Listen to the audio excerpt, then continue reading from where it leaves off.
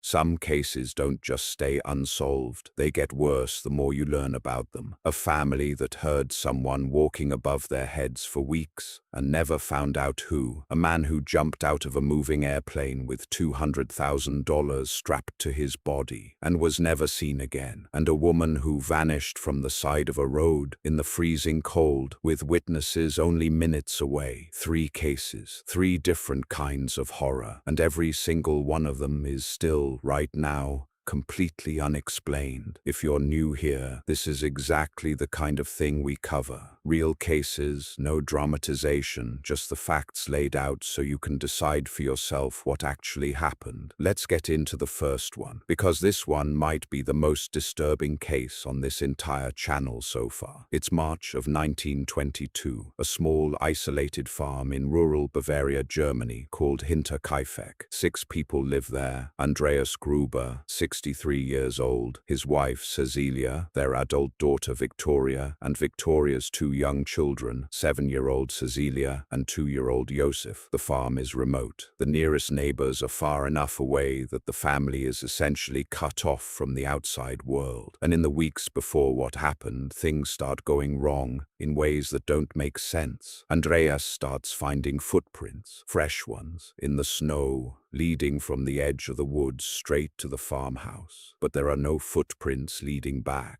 Then house keys start disappearing, not lost, gone without explanation from inside a locked home. Then a newspaper shows up in the house, one nobody in the family had ever bought or subscribed to. Nobody knows how it got there. And then, at night, they start hearing it. Footsteps above their heads in the attic. Andreas goes up to check. Every single time there's nothing there. No person, no animal, no sign that anyone was ever up there at all. It gets so unsettling that the family's maid, the woman who worked and lived on that farm, quits. She tells people the house feels haunted. She refuses to spend another night there, so the family hires a replacement, a new maid named Maria Baumgartner. She arrives at the farm on March 31st, 1922. It is her very first day on the job. That night, every single person on that farm, all 6 of them, including Maria, who had been there for less than 24 hours, is murdered. The killer used a mattock, a farming tool, essentially a heavy pickaxe. 4 of the victims, Andreas, Cecilia,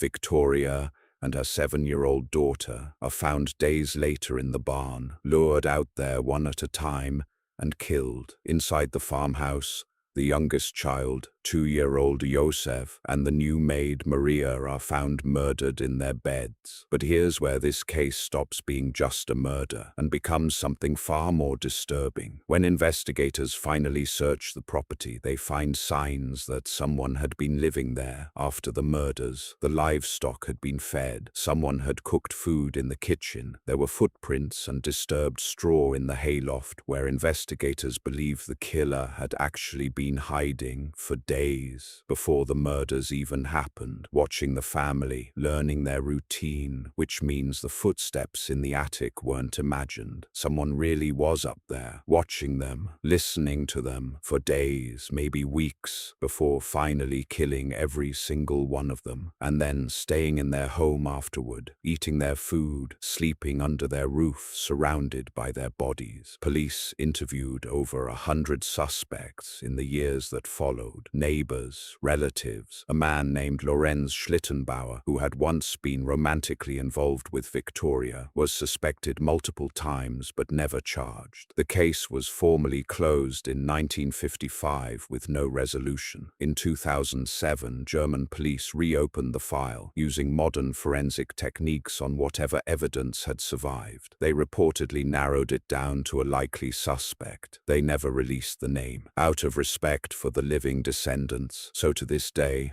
over a century later, no one has ever been convicted. No one knows for certain who spent days living in that attic, watching a family that had no idea they were being hunted, before killing all 6 of them in a single night. The farm itself was eventually torn down, but the questions never were. That case happened over 100 years ago, in a farmhouse in the middle of nowhere. This next one happened in broad daylight on a commercial airplane in front of dozens of witnesses, and somehow it's just as unexplainable. November 24th, 1971, Thanksgiving Eve. A man in a dark suit and sunglasses walks up to the counter at Portland International Airport and buys a one-way ticket to Seattle. He gives his name as Dan Cooper. Nothing about him stands out. Middle-aged, calm, unremarkable. He boards Northwest Orient Airlines Flight 305 and takes his seat like any other passenger. Shortly after takeoff, he hands a note to a flight attendant. The note says he has a bomb in his briefcase. He opens the briefcase just enough for her to see wires and cylinders inside, then calmly tells her what he wants. $200,000 in cash, 4 parachutes, and a fuel truck waiting for the plane when it lands in Seattle. The airline agrees to every single demand. When the plane lands, the other passengers are released unharmed. Cooper gets his money and his parachutes, and then he orders the plane back into the air with a flight crew of 4 still on board and tells them to fly toward Mexico City at a low altitude with the wing flaps down and the landing gear extended, flying conditions that would make it possible to survive a jump. Somewhere over the dense, freezing wilderness of southwestern Washington state, in the middle of the night, Cooper opens the rear stairs of the Boeing 727, and he jumps, with the money, into the darkness, over some of the most remote, unforgiving terrain in the entire country. He is never seen again. The FBI launches one of the largest manhunts in its history. Hundreds of agents, military search teams combing the wilderness for weeks. Every year for decades afterward, more searches, more leads, more false hope. And then, in 1980, a family camping along the Columbia River finds something buried in the sand. Deteriorated bundles of cash. The serial numbers match Cooper's ransom money exactly. But that's it. That's the only physical trace of D.B. Cooper that has ever been found in over 50 years. No body, no parachute,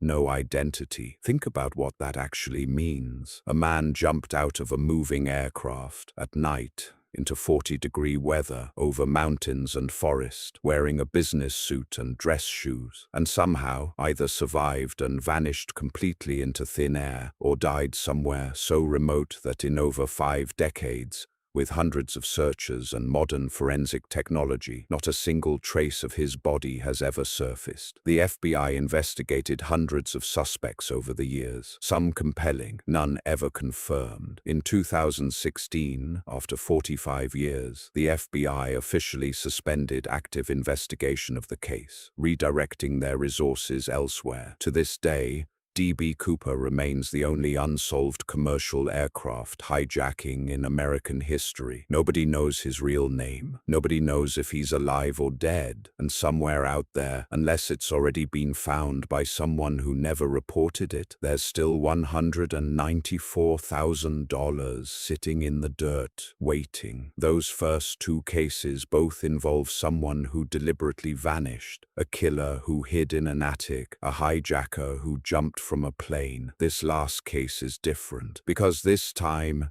there's no proof anyone did anything at all. Just a young woman, a snowy road, and a handful of minutes that no one has ever been able to account for. February 9th, 2004. Maura Murray is 21 years old, a nursing student at the University of Massachusetts Amherst. That morning, she sends an email to her professors and her supervisor, saying she has to leave town for a week because of a death in the family. No one in her family had died. She packs her car with an unusual mix of things: clothes, textbooks, running gear, and a printed set of MapQuest directions to Burlington, Vermont, where she may have been looking at an apartment. She also buys a significant amount of alcohol before leaving campus. Despite being under the legal drinking age, she drives north for hours, alone. At around 7:25 that evening, on a quiet, icy stretch of Route 112 in rural New Hampshire, her car goes off the road and crashes into a snowbank. It's serious enough that the windshield cracks and the airbags deploy. A local bus driver named Butch Atwood is driving home when he sees the crash and pulls over to help. He talks to Maura. She tells him she's already called for help. AAA is on the way, and that she doesn't need anything else. He offers again. She insists she's fine, so he leaves to call the police himself, just to be safe. That conversation is the last confirmed contact anyone has ever had with Maura Murray. Less than 25 minutes later, police arrive at the crash site. She is gone,